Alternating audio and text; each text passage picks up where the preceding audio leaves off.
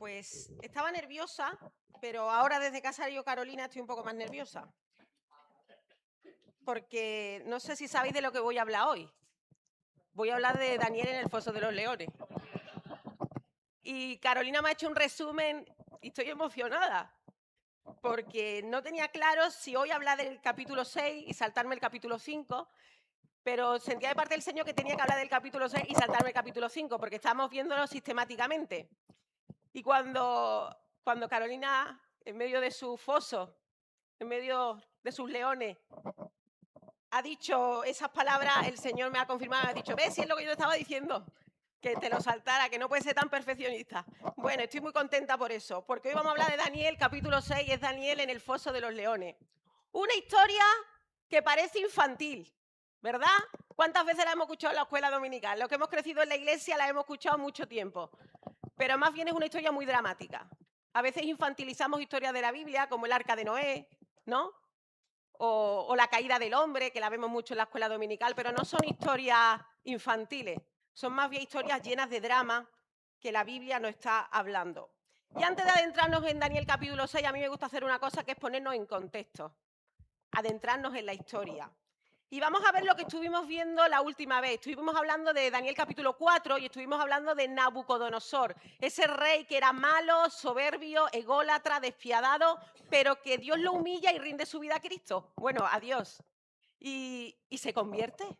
Nabucodonosor, el rey más potente del imperio, en aquel momento entrega su vida al Señor. Y el capítulo 4 de Daniel es su historia, es su testimonio personal. El libro de Daniel lo escribe el propio Daniel, excepto el capítulo 4, que le deja a Nabucodonosor que lo escriba. Y es maravilloso cómo Nabucodonosor empieza a hablar de su historia. Y pasan los años y Nabucodonosor pues se va a la presencia del Señor, se va con el verdadero rey. Y ahí parte al cielo y nos vemos en el capítulo 5, que es el que nos hemos saltado, pero lo vamos a explicar. Entra un rey que se llama el rey Belsasar. Y este rey era un rey rebelde, era un rey que hacía lo malo delante del Señor. Él era el hijo del rey en realidad actual, que era Nabónido, pero Nabónido no está en Babilonia en ese momento y el que gobierna es Belsasar. Y este hombre hacía las cosas malas delante de Dios porque los utensilios que habían traído Babilonia de Jerusalén, los utensilios del templo que eran sagrados, él los usaba para sus borracheras. Él cogía y profanaba todo lo que era de Dios. Y la verdad que este rey, el problema que tenía es que quería mostrar de forma visible el desprecio que tenía por el Señor. Y lo hace porque el punto con el capítulo 5 es que Belsasar conocía la conversión de Nabucodonosor. Conocía cómo había sido Nabucodonosor, cómo Dios durante 7 años le había llevado a la locura, cómo él se había humillado y al final se entrega su vida a Dios. Y ve luego el reinado de Nabucodonosor, que era temeroso de Dios. Belsasar sabía cómo Sadrán, Mesach y Abednego fueron librados del horno de fuego. Toda esta historia la conocía Belsasar, pero aún así él no quería rendirse a Dios. Así que Dios condena su vida, no por falta de conocimiento, la condena por rebeldía. ¿Y qué pasa? Pues que Dios hace dos cosas. Hace que el reino babilónico caiga definitivamente. El reino más poderoso del mundo conocido termina y Dios le quita la vida por una vida de rebeldía. Así que el imperio babilónico ha terminado, el imperio más potente y poderoso del mundo cae y ahora le conquistan los medos persas. Persia conquista ahora esa tierra ya no es Babilonia, esa tierra ahora es Persia. Y el que empieza a gobernar allí es Darío el Medo. Y con este contexto, que ya no es Babilonia, que ahora es Persia, y que el rey ya no es ni Nabucodonosor ni Belsasar, sino Darío el Medo, leemos el capítulo 6. Así que acompañadme. Vamos a ir poco a poco. ¿Se escucha mal? Mis pendientes. ¿Puedo decírmelo? Y yo me los quito. ¿Sigo igual de guapa? Pues ya está, pues entonces perfecto. Toma usted. Pues vamos siguiendo la historia poco a poco, porque quiero que vayamos, en vez de leer el capítulo entero, sino que vayamos casi versículo por versículo, o cada 2 o 3 versículos, leyendo lo que está pasando. Y dice, pareció bien a Darío constituir sobre el reino 120 sátrapas que gobernasen en todo el reino, y sobre ellos 3 gobernadores, de los cuales Daniel era uno a quienes estos sátrapas diesen cuenta para que el reino fuese perjudicado. Pero Daniel mismo era superior a estos sátrapas y gobernadores porque había en él un espíritu superior y el rey pensó en ponerle sobre todo el reino. Entonces los gobernadores y sátrapas buscaban ocasión para acusar a Daniel en lo relacionado al reino, mas no podían hallar ocasión alguna o falta porque él era fiel y ningún vicio ni falta fue hallado en él. Me parece muy interesante cómo empieza la historia, porque Dios está controlando los mínimos detalles, lo más mínimo en la vida de Daniel. No estamos hablando de que simplemente hay un cambio de presidente, un cambio de administración pública, no. Acaba de caer el poderoso imperio babilónico y ha surgido el imperio persa. Y normalmente a lo largo de la historia, cuando un reino conquista otro reino, ¿qué pasa? Pues que se reemplaza a los funcionarios, que se elimina a los líderes. ¿Por qué? Porque tú tienes miedo que te traicionen. ¿Es cierto o no? Eso lo vemos a lo largo de la historia. Pero Daniel conserva su puesto. No solo eso, sino que Daniel es colocado entre los 3 principales gobernadores debajo del rey. Y me parece alucinante, porque esto nos está mostrando que la reputación de Daniel no estaba basada en sus conexiones políticas, estaba basada en su carácter. Habla del favor de Dios constante en su vida. Daniel había servido ¿bajo qué? Bajo Nabucodonosor, luego bajo Belsasar y ahora bajo Darío el Medo. 3 gobernadores muy diferentes, con maneras muy diferentes de gobernar, pero todos lo valoraban. ¿Por qué? Porque Daniel poseía cualidades que trascendían los sistemas políticos. Él era fiel, él era honesto, él era íntegro, era disciplinario y era sabio. Eso eran características del carácter de Daniel. Y me parece muy reseñable esto, porque Dios bendice el carácter temeroso de él, aun en medio de los lugares difíciles donde nos encontremos. Y esto es lo que pasa en el principio de la historia. Yo pensaba, cuando leía esto, que el mundo siempre nos observa. Siempre. El mundo siempre observa nuestros actos. No pasamos desapercibidos, y más cuando dice que eres cristiano. Eso pasa con el pescadito del coche. Como tú pongas pescadito en el coche, de 120 no puedes subir, porque el mundo te observa. Ya cada vez más gente sabe que el pescadito se lo ponen los cristianos, ¿eh? Sí, sí. Algo que tenemos que entender es que entre Daniel capítulo 1 y Daniel capítulo 6 han pasado aproximadamente entre 60 y 70 años. Esta es toda su vida. Llega Daniel siendo un adolescente de esta edad, joven, esclavo, exiliado y yendo obligadamente por los babilonios, y ahora ya es un anciano. Ahora tiene casi 90 años. El que llega siendo un adolescente ahora tiene muchos días acumulados. Ese era Daniel. Y ahora tiene una carrera de funcionario de décadas de fidelidad. Ha sido un hombre que ha demostrado con su vida la integridad. Y Darío lo quiere. ¿Y qué pasa? Que ahí hay unos envidiosos y unos malos hombres persas que no entienden cómo un extranjero israelí que viene de otro pueblo como esclavo, Nabucodonosor le dé un puesto. Pero no solo eso, sino que ahora su reino, Darío el Medo, también lo ponga por encima de todos ellos. Imaginaos cómo se sienten. No lo entienden. No entienden qué pasa con Daniel. Él había levantado mucha envidia. Y lo tiene muy complicado para destruir su carrera. Y lo dice el versículo 5. Dice, entonces dijeron aquellos hombres, no hallaremos contra este Daniel ocasión alguna para acusarle, si no la hallamos contra él, escucha, en relación con la ley de su Dios. Y aquí empieza la conspiración. Habían encontrado su punto débil. Lo que no sabían es que era su punto más fuerte, pero eso lo iremos viendo. Los enemigos conocían 2 cosas de Daniel. La primera, que era incorruptible. Y la segunda, que él no jugaba con su relación con Dios. Eso es lo que había demostrado durante 60 años de trabajo. Su mayor fortaleza espiritual era conocida por sus enemigos y la identifican como inmediatamente. Ellos identifican inmediatamente que tiene una relación profunda con el Señor. ¿Por qué? Porque tenía una fe abierta y visible.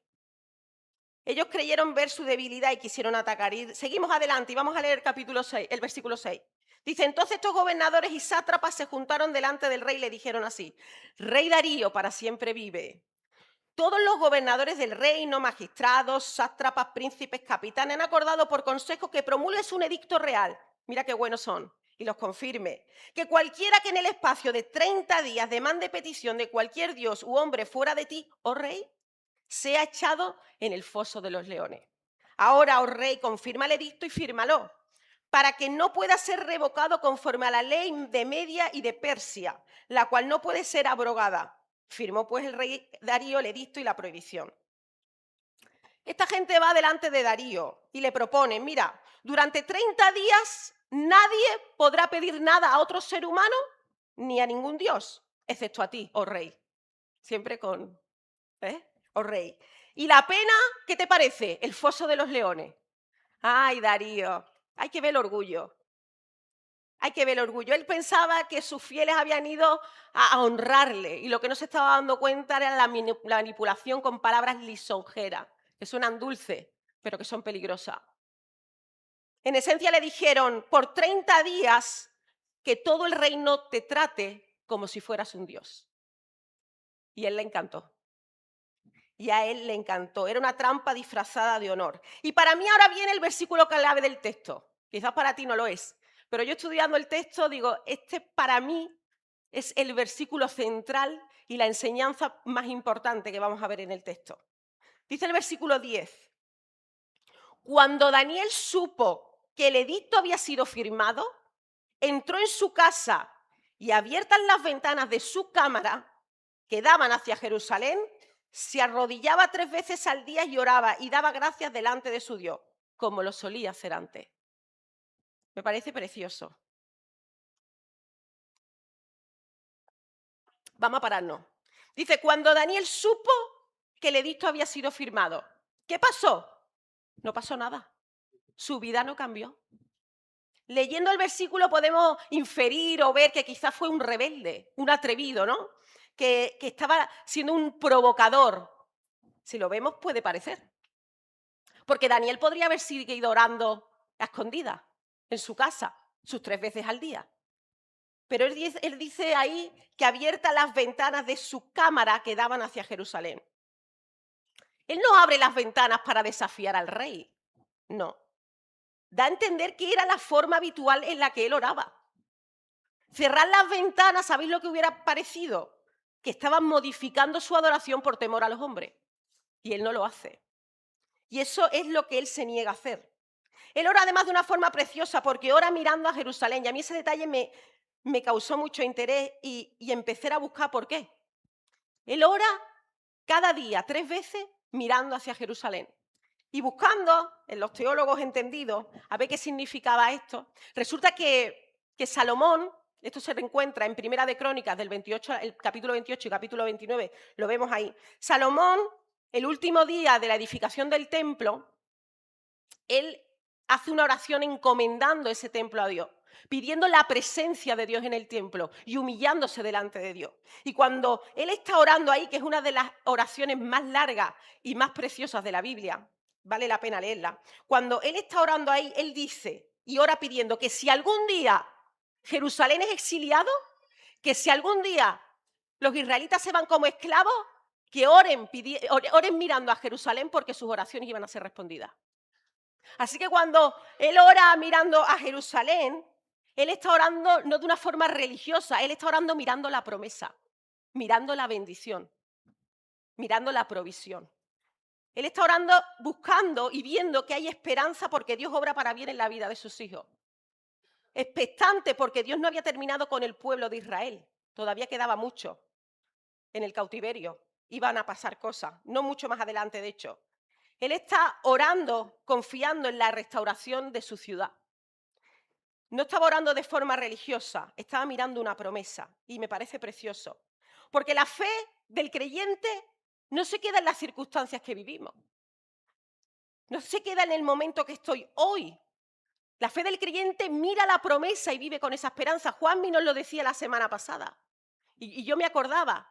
Es que el creyente vive de la promesa, vive de la esperanza, porque es real y es tangible, no son fábulas.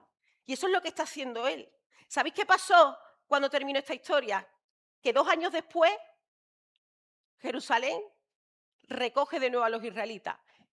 esta gente que había sido exiliada vuelve a su tierra. De hecho, eso lo recoge el libro de Esdras y el libro de Nehemías. 2 años después solo se acaba el exilio. Y es precioso, porque esa oración tenía una esperanza y una promesa que era real.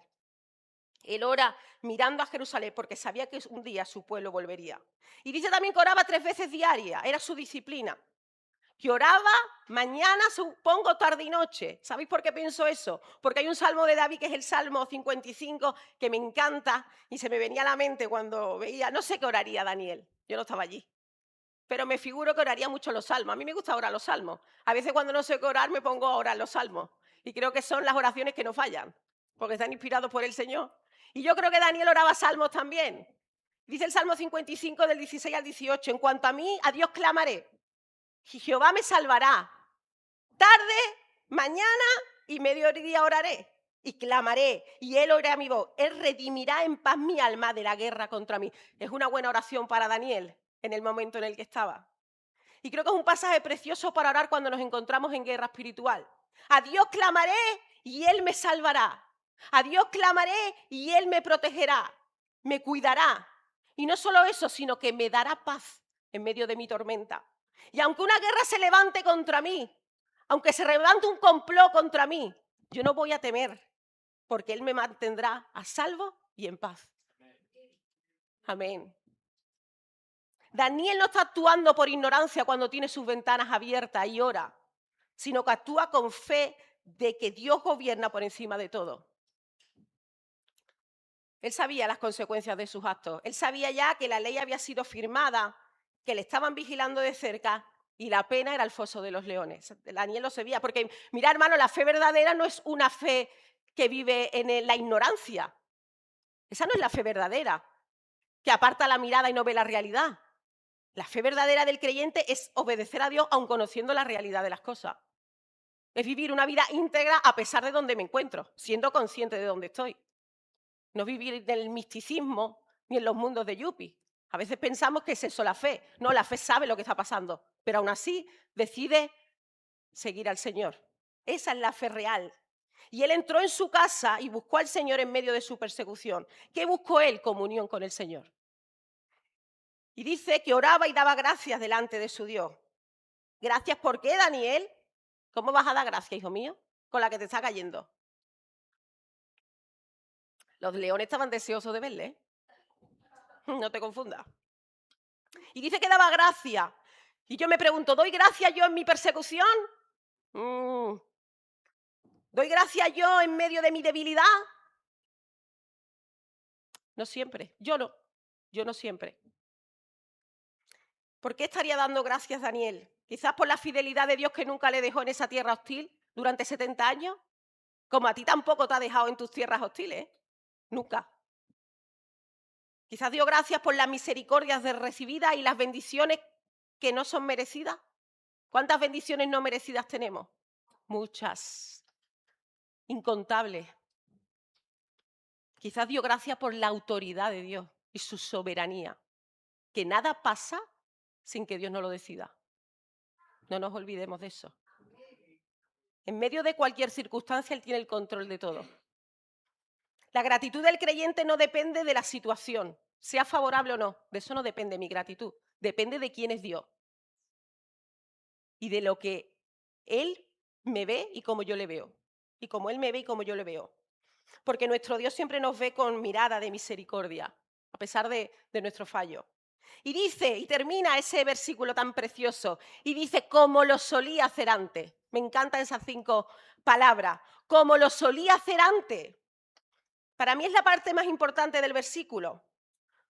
Porque Daniel no improvisa la fe que tiene.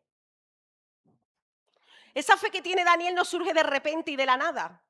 No hace nada extraordinario. No se volvió muy espiritual porque sí. No. Él sigue haciendo en su casa lo que hacía durante toda su vida. Y cuando le llega la crisis a su vida, ¿él hace qué? Sigue orando, sigue adorando, sigue agradeciendo y sigue confiando. Él sigue como siempre. Porque él era fiel antes de la crisis. Porque yo pensaba, es que la prueba no nos crea el carácter, lo revela. La prueba, lo que revela, es lo que hay dentro. Y muchas personas quieren una fe fuerte cuando llegan los problemas. Y quiere una fe como la de Daniel, pero la fe se construye día a día y antes de que llegue la prueba y la adversidad. Porque nosotros los creyentes andamos conforme a ¿qué? Andamos conforme al Espíritu, no conforme a la carne. Y cuando llega la dificultad, yo estoy ya en la posición correcta para afrontarla, porque vivo en sintonía con mi Señor. Y eso es lo que le pasaba a Daniel. Vivía conforme al Señor. Una fe viva y una fe fuerte se construye día a día de la mano del Señor. No viene de repente. Eso es todos los días. Todos los días yo cojo la mano de mi Señor y tiro para adelante. Todos los días. Esto es como en el matrimonio, ¿no? Que se dice. El amor, pero es que con el Señor es igual. Las románticas nos gusta, ¿no? Es que el amor se construye todos los días. Es que a la plantita hay que cuidarla todos los días, pero con el Señor pasa igual, ¿eh? No porque el Señor nos deje de amar, el Señor nos ama infinito, sino porque la percepción del Señor la tenemos distorsionada, si no es así. Porque el Señor va a seguir cuidándonos a pesar de nosotros. Él es fiel, nosotros no. Pero el problema es que vemos al Señor distorsionado si no vivimos una vida conforme al Espíritu. Ese es el punto, esa es la diferencia. Seguimos. Y dice el versículo 11. Entonces se juntaron aquellos hombres y hallaron a Daniel orando y rogando en presencia de su Dios. Hombre, claro, si lo estabais buscando, no es ninguna sorpresa, estaban espiándolo. Y sigue diciendo versículo 12, fueron luego ante el rey y le hablaron del edicto real. ¿No has confirmado, edicto, que cualquiera que en el espacio de 30 días pida a cualquier dios u hombre fuera de ti, oh rey, sea echado en el foso de los leones? Respondió el rey diciendo, verdad es, conforme a la ley media y de Persia, la cual no puede ser abrogada. Entonces respondieron y dijeron delante del rey, Daniel, ese que es hijo de los cautivos de Judá, no te respeta a ti, oh rey, ni acata el edicto que confirmaste, sino que 3 veces al día hace su petición. Qué poca vergüenza tenían. ¿No has confirmado edicto? Es una estrategia legal muy inteligente, porque antes de mencionar que era Daniel, hace que el rey se reafirme públicamente de lo que está haciendo. Mira, Darío, que nos quede claro, ¿tú no has dicho estas palabras o no las hemos inventado? Son firmes, ¿verdad? Hombre, claro, no puede ser abrogada. ¿Por qué hacen esto? Porque si tú lees el capítulo de seguido, el capítulo 6, te das cuenta de que Darío le tenía un cariño especial a Daniel, y lo vamos a ir viendo más adelante. Darío de verdaderamente amaba a Daniel, lo quería. Entonces necesitan crear toda una red de manipulación alrededor para hacer caer a Daniel. Esto es más gordo de lo que pensamos. A veces leemos las historias de la Biblia de deprisa y corriendo, pero aquí hay una red de manipulación satánica y terrible, porque han movido todo el gobierno del imperio para poder hacer caer a Daniel. Este es el mismo Satanás muy enfadado. ¿Es así? Hay un argumento muy sólido y muy elaborado aquí. Y dice además, Daniel, ese que es hijo de los cautivos de Judá, ese que no vale un duro, que es un esclavo, que es de segunda o tercera categoría, ¿no? ¿Por qué hacen eso? Porque quieren desacreditarlo. Y eso es lo que hace el enemigo.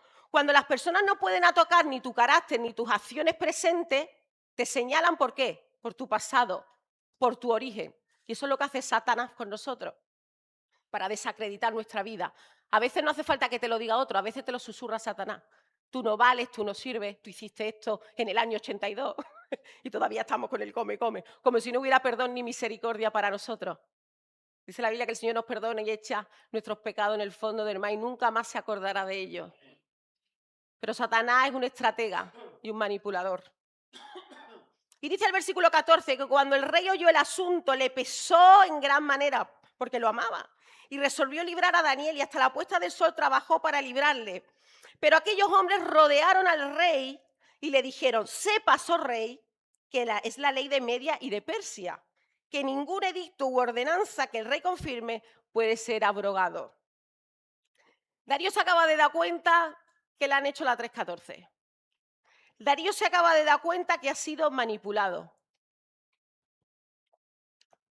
que los demás gobernadores han usado su orgullo en su contra y están intentando destruir al hombre más confiable de su propio gobierno. El texto dice que Darío trabajó hasta la puesta de sol para intentar salvar a Daniel. Muestra 2 cosas. El rey realmente quería salvarlo, pero no había una salida legal. Realmente no podía. Darío tenía todo el poder político, parece, ¿no? pero está atrapado por una ley que él mismo ha firmado. Así que todo el poder yo creo que tampoco tendría. El rey parecía tener autoridad absoluta, pero él está descubriendo que no es tan libre como él pensaba. Pero algo que me interesa mucho de todo esto es que Daniel en todas estas circunstancias no se está defendiendo. Daniel en toda esta movida está guardando silencio. Y yo digo, no sé si yo podría con lo que yo charlo. Seguramente no, soy muy reivindicativa. Él sabe algo muy interesante aquí, que para mí es una lección. Yo estoy aprendiendo mucho con Daniel para mi vida, me está dando muchas bofetadas. Y estoy aprendiendo una cosa muy importante aquí, que él sabe que Dios está por encima de lo que sea, que Dios está por encima de las opiniones de las personas, que Dios está por encima de las manipulaciones, que el mundo podrá hacer lo que quiera, pero que Dios tiene la última palabra. Y eso está pasando en la vida de Daniel. Por eso él guarda silencio. La vida de Daniel no la decide un rey que se cree un dios. La vida de Daniel no la deciden los manipuladores. La vida de Daniel la decide el Señor. Y por eso él es capaz de mantener silencio. No se defiende de las acusaciones, mantiene la boca cerrada. Y dice el versículo 16, entonces el rey mandó y trajeron a Daniel y le echaron en el foso de los leones. Y el rey dijo a Daniel, el Dios tuyo, a quien tú continuamente sirves, él te libre. Y fue traída una piedra y puesta sobre la puerta del foso, la cual selló el rey con su anillo y con el anillo de sus príncipes, para que el acuerdo acerca de Daniel no se alterase. Luego el rey se fue a palacio y se acostó, ayunó, ni instrumentos de música fueron traídos delante de él y se le fue el sueño. Está amargado, lo está pasando mal. Finalmente el rey cede, pero dice, mira lo que dice, el Dios tuyo, a quien tú continuamente sirves, él te libre. Él está descubriendo cosas del Dios de Daniel. Para él esto está siendo un testimonio. Incluso un rey pagano podía ver la constancia y la fidelidad de Daniel por su Dios. Es precioso, ¿verdad? Pero humanamente hablando todo ha terminado aquí, ¿eh? Un foso bajo tierra, han soltado a Daniel y han puesto una piedra y eso está sellado. Humanamente aquí no hay solución, todo está terminado, no hay salida, no hay escapatoria. Daniel está al fondo del foso lleno de leones en oscuridad. Esa es la realidad de lo que está pasando. No hay intervención humana posible para salvarlo. Daniel está escribiendo esta historia y cuando Daniel está escribiendo esta historia, él quiere que tú y yo sepamos algo, que si él sale de aquí con vida es porque Dios quiere. Él está escribiendo esto inspirado por el Señor, desde luego, pero él quiere que tú te des cuenta que aquí humanamente no se podía salir con vida. ¿Os recuerda esto la historia de Sadrach, Mesach y Abednego? Ahí estaban, es casi parecido, muy parecida, y tampoco había solución humana, no había salida.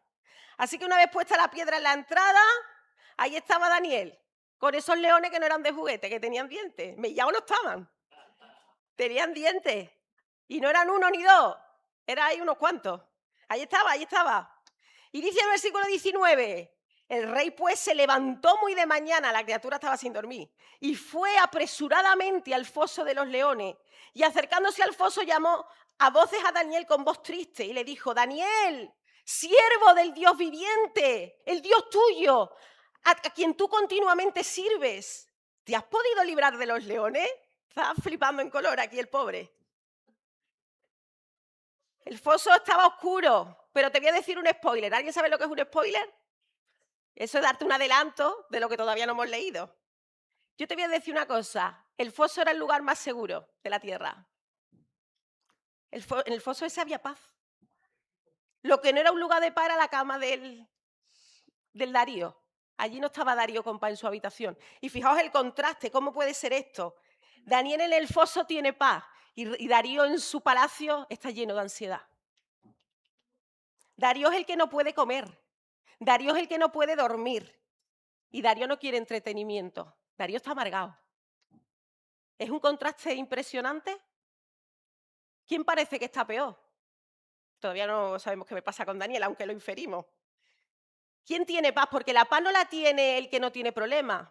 La paz la tiene el que va con el Señor, aun en medio de los problemas. Esa es la gran diferencia. Yo estoy segura que Daniel esa noche durmió. Fíjate, esto me lo estoy yo inventando, pero estoy segura.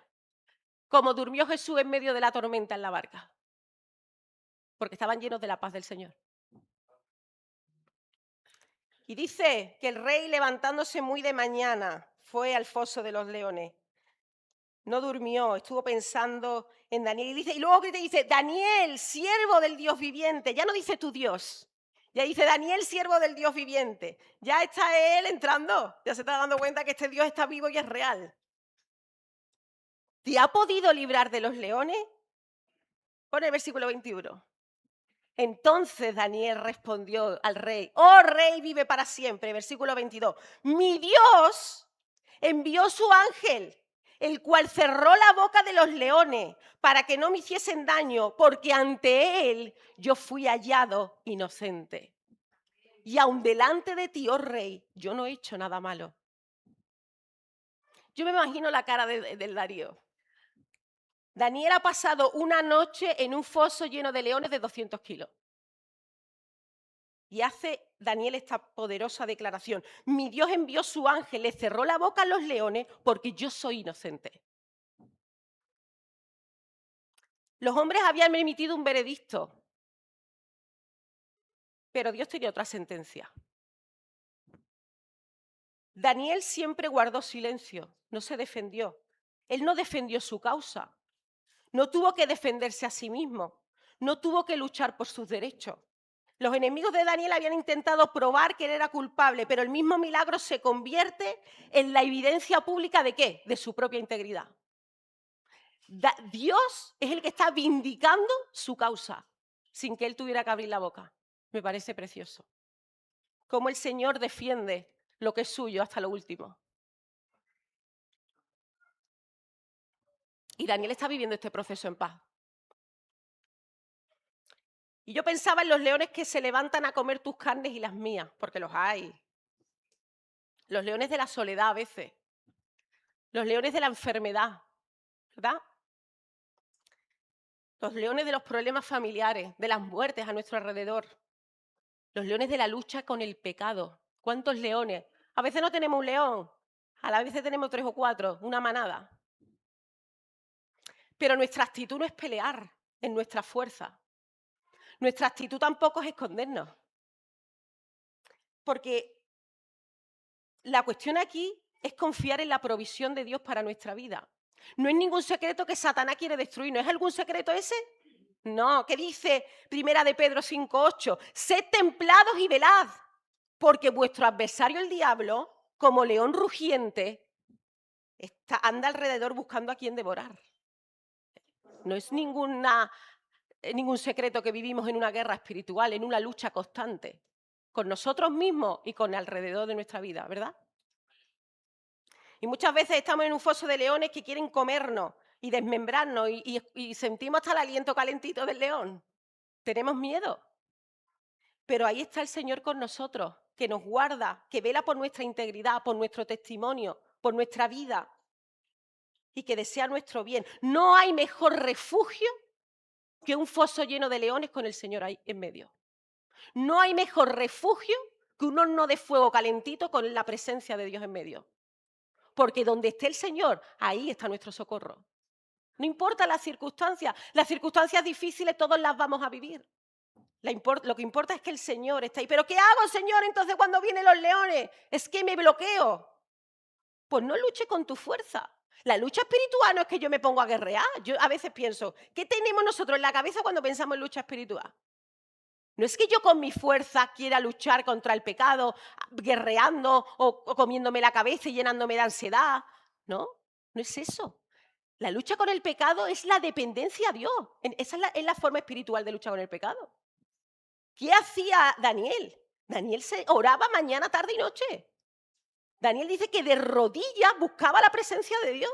Esa es la lucha espiritual. Esa es la guerra. Ahí es donde se batalla, con nuestras rodillas.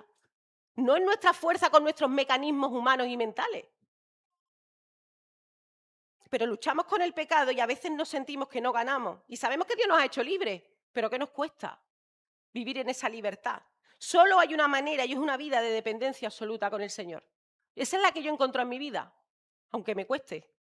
Y es que no sé otra. Yo creo que el Evangelio es sencillo. Siempre soy defensora de eso. El evangelio no es rebuscado, no es para eruditos. El evangelio es para las personas sencillas como tú y como yo. Y el Señor es accesible a todos. Y aquí solo hay una manera, y es agarrarte del Señor muy fuerte, porque no hay otra. Esa es la vida que tenía Daniel, por eso aguantó en Babilonia firme. Una fe constante era lo que Daniel nos está demostrando. Santiago 4:7 dice, someteos pues a Dios, resistid al diablo y él huirá. ¿Eso cómo se traduce? Vive una vida de obediencia, vive una vida de dependencia a Dios, mantente firme en medio de los leones y los leones se van a ir corriendo. Eso es lo que nos está diciendo Santiago. Porque no podemos vivir agachados ante los leones de la prueba, ¿eh? Y no podemos vivir agachados. Cuando viene la tentación no nos podemos agachar y que nos coma. No. Porque entonces parece que es que el Señor no está con nosotros, que estamos solos. El creyente no se arrodilla ante las pruebas. El creyente no se arrodilla ni ante otras personas. El creyente solo se arrodilla ante el Señor Jesucristo. Ante lo demás nos mantenemos firmes y constantes en el Señor, mirando al autor y consumador de la fe que es nuestro Señor Jesucristo. Y punto. Nosotros no somos llamados a servidumbre ni de pecado ni de persona. Estamos llamados a servir a los demás en amor a Cristo, pero no a servidumbre de nadie, ni de pecado, ni de debilidades, ni de enfermedades. Nosotros nos mantenemos de pie, animados, porque miramos la cruz de Cristo. Y esa es la manera de vivir la vida cristiana. No hay otra. No somos perfectos. ¿Quién es perfecto aquí? Yo no, ya lo sabéis. Tampoco hace falta que os lo diga. Yo no soy perfecta, pero ¿sabes qué? Tú y yo hemos sido declarados inocentes, como lo fue declarado Daniel en el foso. Porque la sangre de Jesús nos ha hecho inocentes. Por eso podemos disfrutar de su provisión, de su cuidado y de sus bendiciones. Porque tú no puedes decir, no, es que como yo peco y hago muchas cosas mal, muchas veces el Señor no me va a cuidar. Eso es una mentira de Satanás. Porque si tú eres un hijo de Dios, has sido sellado por su sangre y eres declarado inocente. Daniel pecaba también, ¿eh? No era perfecto. Perfecto solo ha sido Cristo. Pero era declarado inocente. Por eso el Señor estuvo en medio de su foso. Y tú y yo también somos declarados inocentes. Esa es la clave, es vivir una fe con fundamento, es una fe madura lo que el Señor nos llama a vivir. Una fe diaria, una fe estable. Es cada día yo cojo mi cruz y sigo a Cristo. Es cada día. Es de lunes a domingo, no los domingos ni los jueves. En la oración, no, es todos los días yo busco la provisión de Dios. Es cada día. Yo dependo constantemente del Señor, reconociendo siempre mi debilidad espiritual, mi pobreza espiritual y mis límites delante del Señor. Porque cuando soy débil, ¿entonces qué? Entonces soy fuerte, porque el Espíritu Santo es el que gobierna. Y eso es la vida que vivía Daniel. ¿Qué dice el versículo 23? Entonces se alegró el rey en gran manera a causa de él y mandó a sacar a Daniel del foso. Y fue Daniel sacado del foso y ninguna lesión se halló en él, porque había confiado en su Dios. Pero escucha lo que dice ahora. Y dio orden el rey y fueron traídos aquellos hombres que habían acusado a Daniel y fueron echados en el foso de los leones ellos, sus hijos y sus mujeres. Y aún no habían llegado al fondo del foso cuando los leones se apoderaron de ellos y quebraron todos sus huesos. Es un texto difícil. Este versículo quizás es el más difícil de este capítulo. Pero en el contexto antiguo esto era visto como una justicia real. Recibir lo que deseabas hacerle a otro cuando había malas intenciones detrás. Esto era justicia real. Pero yo no me quiero centrar en eso. Yo me quiero centrar en el contraste de estos dos versículos. Solo hay uno. El contraste. Daniel es sacado sin lesión, sin rasguño. Estaba en perfectas condiciones e inmediatamente bajan estos hombres con su familia y antes de tocar el suelo ya habían sido masticados. ¿Qué es lo que nos está diciendo esto? Y es importante entender porque nos anima y nos ayuda. Es importante entender que esos leones son reales, tan reales como son tus problemas. Esos leones eran de verdad, tenían dientes, estaban ansiosos y tenían hambre. Como tus problemas son de verdad, no son de mentira. Como tus circunstancias son difíciles. No eran leones enfermos ni saciados, eran leones reales. Pero ¿saben la diferencia? Que Dios iba con Daniel y Dios no iba con esta gente. Y esto es la vida misma. no atravesamos igual los problemas que la gente del mundo. Esa es la realidad. Porque la gente del mundo vive sin esperanza. Como decía Juan, tu predicación de la semana pasada, digo, mira, va acorde con la mía. Pero es así. Las personas viven sin consuelo, sin una mirada en el Señor, sin nada en lo que agarrarse realmente. Y si no miran a Cristo, esa va a ser su destrucción. Van a acabar como esta gente acabaron en el foso de los leones. Esta es la realidad del Evangelio. El Evangelio está bonito en su misericordia y en su amor, pero la realidad es que si no seguimos a Cristo, el resultado es la muerte, y la muerte eterna. Y nosotros vivimos con la mejor de las esperanzas y el mayor de los consuelos, el regalo de ser amados, cuidados y consolados por nuestro Dios. Y por muy mal que lo pasemos aquí, este no es el fin, sino que nos espera una eternidad de gloria al lado de nuestro Maestro. Así que aquí podemos estar muy mal, pero esto no va a ser el fin. La realidad que nos espera es una vida próspera al lado del Señor. Este es todo el infierno que nosotros vamos a vivir. Pero otros no pueden decir lo mismo. Entonces, ¿qué dice el versículo 25? Y termino. Entonces el rey Darío escribió a todos los pueblos, naciones y lenguas que habitan en toda la tierra: paz os sean multiplicadas, de parte mía he puesto esta ordenanza, que en todo el dominio de mi reino todos teman y tiemblen ante la presencia del Dios de Daniel. Porque Él es el Dios viviente y permanece por todos los siglos, y su reino no será jamás destruido, y su dominio perdurará hasta el fin. Fijaos el testimonio para Darío. Él salva y libra y hace señales y maravillas en el cielo y en la tierra. Él ha librado a Daniel del poder de los leones. Y este Daniel prosperó durante el reinado de Darío y durante el reinado de Ciro el Persa. Aquí no hay mucho que añadir. No hay manera más perfecta, creo, de terminar este capítulo, de terminar esta historia, que la declaración del propio Darío. El hombre más importante del mundo, el más poderoso, hace un reconocimiento a la existencia, al poder y al cuidado del Señor.